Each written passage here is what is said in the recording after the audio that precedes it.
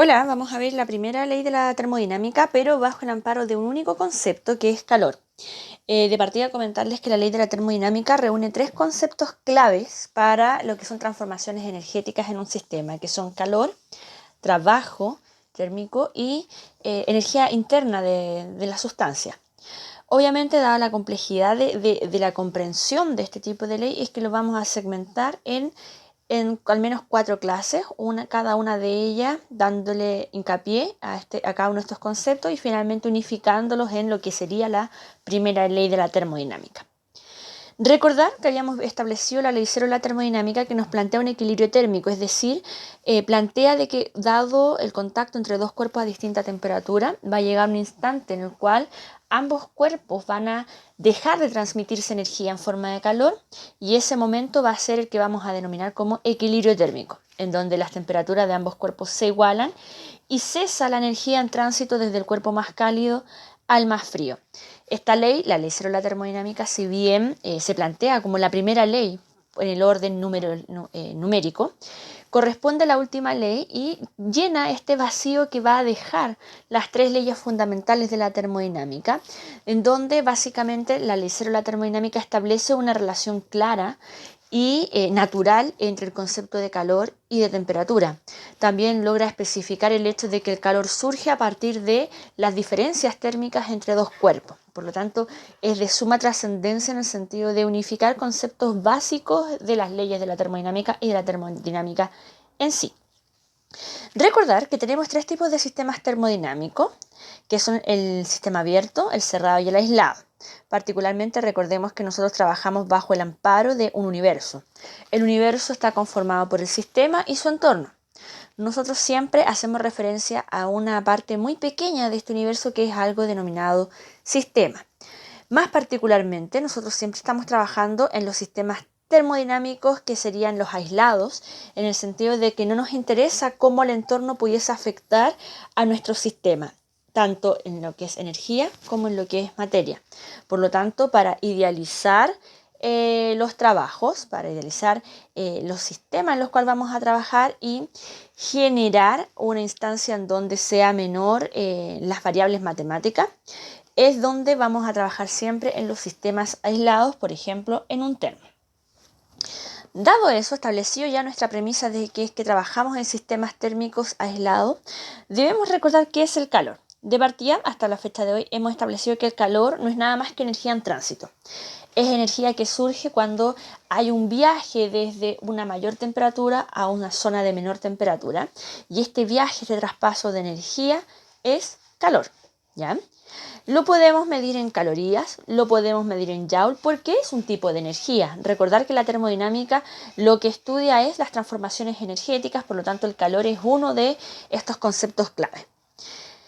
Hay formas en las cuales se puede transmitir el calor: radiación, convección, conducción. Particularmente nosotros estamos trabajando por conducción, contacto propiamente tal. Y acá es donde tenemos que hacer hincapié en que existen dos tipos de calor.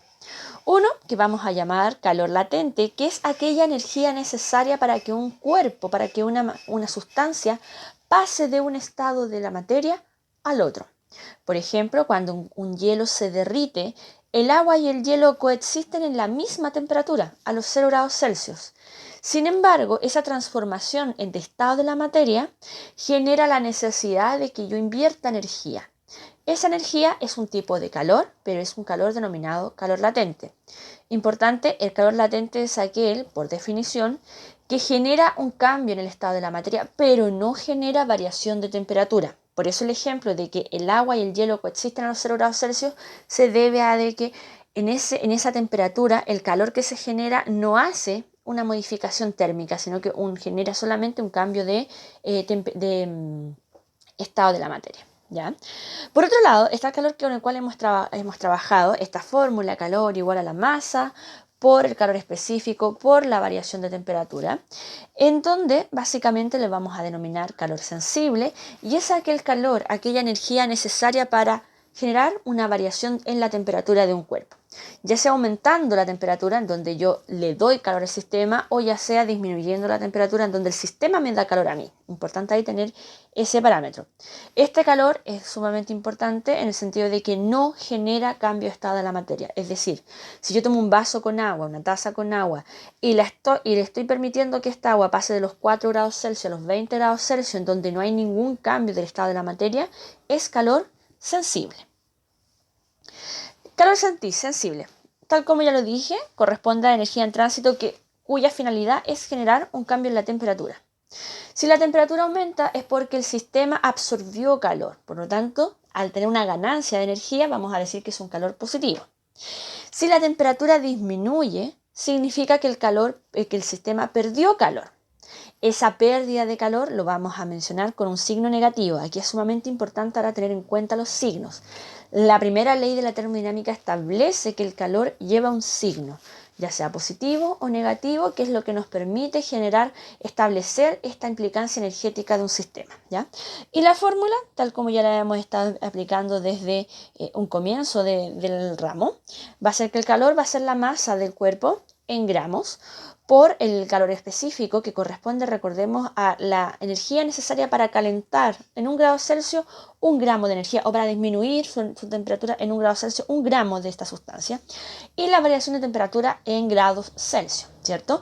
La temperatura final menos la inicial.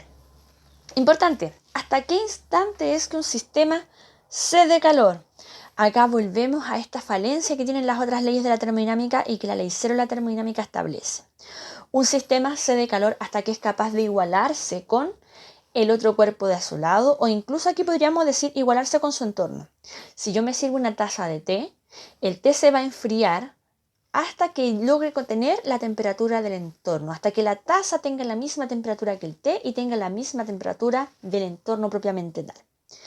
Cuando hay una igualación térmica, ya sea con el entorno, ya sea con el cuerpo que tengo al lado, bajo un sistema aislado, ya no hay calor. Eso es lo que me muestra esta gráfica. Tengo un cuerpo a 100 grados Celsius que empieza a disminuir su temperatura y otro a 20 grados Celsius que empieza a aumentar su temperatura y llega un momento, fíjense bien, en donde esta línea se hace recta, más o menos a los 35 grados Celsius, en donde al no haber variación de temperatura y al no haber cambio de estado de la materia, no hay calor. El calor no siempre está presente, importante en ese sentido. Por lo tanto, van a haber situaciones en donde no hay calor, que es cuando la energía no requiere transitar de un lado para el otro. Importante, si se dan cuenta, este gráfico tiene una curva súper excéntrica, súper pronunciada, y se debe a que aquí aparece un compañero que ustedes conocen desde segundo medio, desde básica, incluso con el concepto de fuerza, que es Newton. Newton plantea que es durante los primeros minutos en donde las diferencias térmicas son mayores. Es decir, si yo tengo una taza de té servida recién con agua hervida, 100 grados Celsius, el cambio de temperatura de los 100 a los 50 grados Celsius es relativamente rápido. Pero lograr enfriar de 50 grados Celsius a 20 grados Celsius se hace más lento el proceso. Eso significa esta curva y esto está bajo el amparo de una ley, que es la ley de enfriamiento de Newton, que plantean en resumidas cuentas que los primeros instantes en lo que es equilibrio térmico, en lo que es variación de temperatura, esta variación de temperatura es más rápida. Mientras que cuando ya empezamos a acercarnos a la temperatura de equilibrio térmico, esta variación se hace mucho más lentita. Por otro lado, tenemos el calor sensible. El calor sensible es aquella energía. No consideren, es súper importante esto, súper relevante. Generar calor no siempre significa cambio de temperatura. Particularmente este calor sensible, lo vamos a entender, como esta energía que genera un cambio de fase, un cambio de estado en la materia. Cuando la materia pasa de sólido a líquido, requiere energía. Y es tanta esa cantidad de energía para hacer este proceso que no le permite cambiar la temperatura, solamente le permite hacer el cambio de estado, ¿ya? Dependiendo, acá la diferencia de la fórmula es que hay valores exactos, hay valores constantes. Dependiendo del tipo de cambio de estado que generemos, van a ser los valores, va a ser una constante a emplear, ¿ya? Posee una fórmula bastante sencilla que básicamente el calor sensible es el producto entre la masa del cuerpo y esta constante de calor latente, ¿ya? Esta constante, fíjense bien, por ejemplo, en el agua acá yo lo tengo en joule sobre kilogramo, el agua me dice que la energía que yo requiero para que 1 kilogramo de agua pase de sólido a líquido es de básicamente 33.300 joules. Es harta energía, tomando en cuenta que nosotros consumimos 20.000 joules. Necesito mucha más energía para hacer este cambio de fase. Los cambios de fase generalmente consideran un alcance energético mucho más grande. Es un proceso mucho más complejo que simplemente variar la temperatura, ¿ya? Lo mismo, cuando yo quiero pasar de líquido a gaseoso, vamos a considerar también que el calor latente es masa por esta constante, pero otra constante, que va a ser la constante de calor latente de vaporización. Ahí está la trascendencia, la dificultad en esta fórmula. Debo tener ojo con las constantes a emplear, que son básicamente las que tenemos en esta tablita. Importante, el calor latente de fusión, esta constante de calor latente de fusión es el mismo de solidificación. La única diferencia hay que cuando un cuerpo pasa de un estado más cálido a uno más frío, el signo es el que cambia. Está perdiendo calor, por lo tanto es negativo. Lo mismo pasa con el calor latente de vaporización. Es lo mismo que el de condensación, la única diferencia son los signos. Solidificar un cuerpo, condensar un cuerpo significa enfriarlo. Por lo tanto, el sistema C de calor, este calor va a ser negativo. Calentar un cuerpo significa que el cuerpo absorbe calor, por lo tanto, la fusión y la vaporización contemplan un calor positivo. Entonces, importante chicos, fíjense bien, si yo tomara agua en estado sólido, hielo y lo llevara a vapor, hay varios tipos de calor en todo este proceso, fíjense bien. Partimos con el agua sólida, supongamos a menos 40 grados Celsius, llega un punto en donde sólido y líquido coexisten, que es a los 0 grados Celsius, en donde el calor que hay aquí, hay calor, pero no hay cambio de temperatura. Lo que hay es un cambio de fase.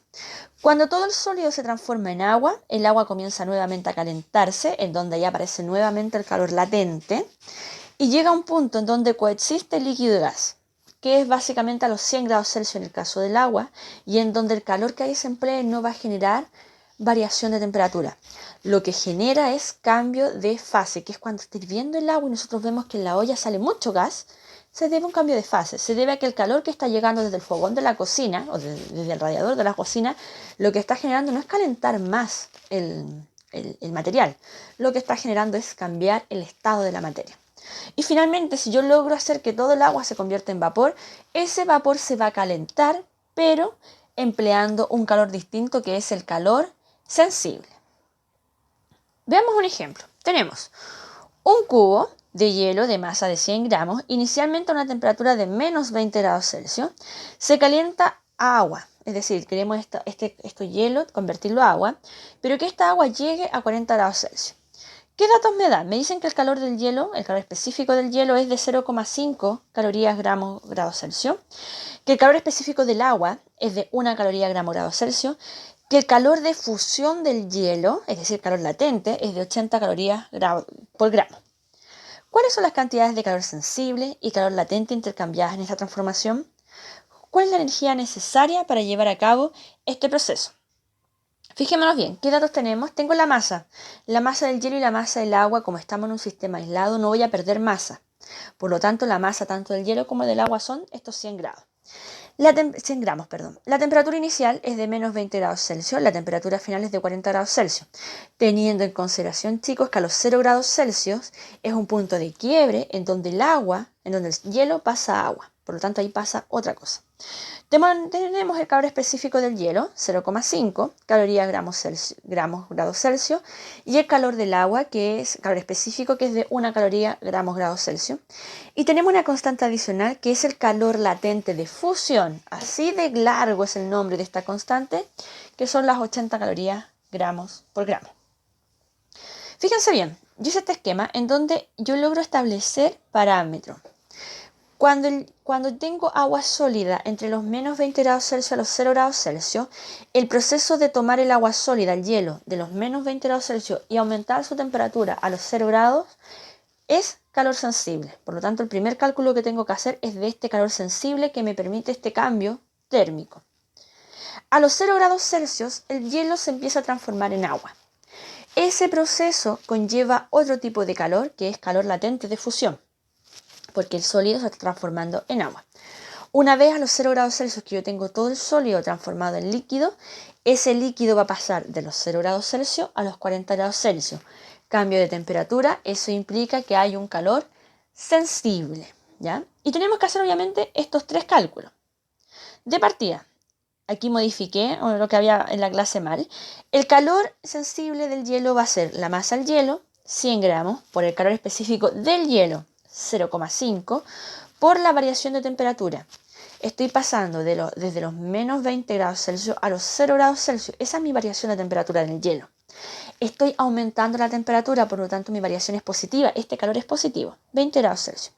Multiplico 100 por 0,5 por 20, me da 1000 calorías. Para convertir a Joule, multiplico por 4,18 y eso me va a dar 4180 Joule. Ese es el calor que yo requiero para tomar 100 gramos de hielo y llevarlo desde los menos 20 grados Celsius a los 0 grados Celsius. 4180 Joule. El otro cambio, la otra manifestación de calor, que es calor latente, la voy a calcular con la masa por esta constante calor latente del hielo a agua.